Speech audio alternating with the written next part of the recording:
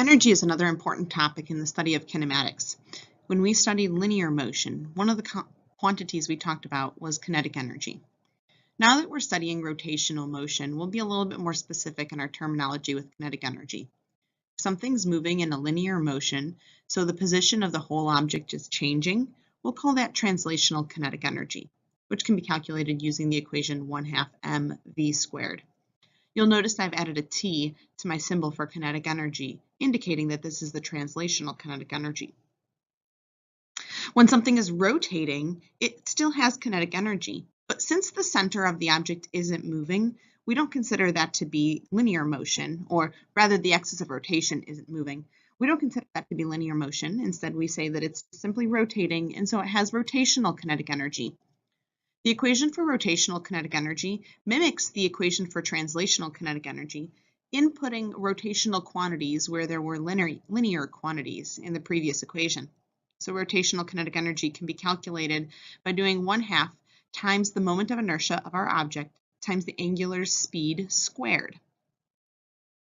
Now, if we have something that's rolling, so it is both rotating and the axis of rotation is moving linearly, we say that's a combination of linear motion and rotation, and that means it'll have both types of kinetic energy.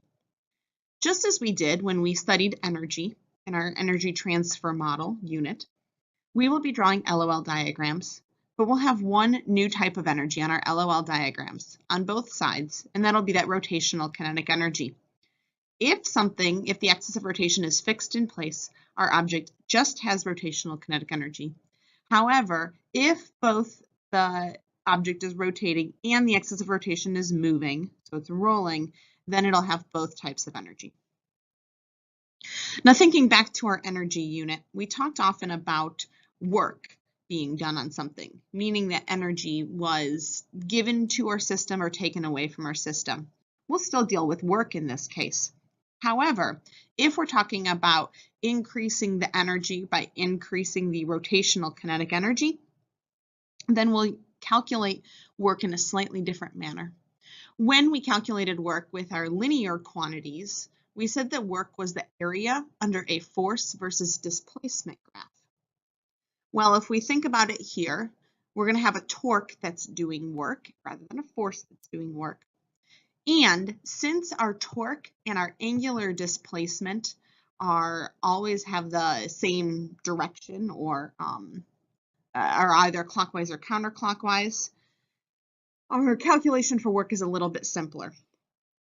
In this case, the work that's done by a constant torque can be found by multiplying the magnitude of that torque times the angular displacement. Again, this can only be used if the torque is constant.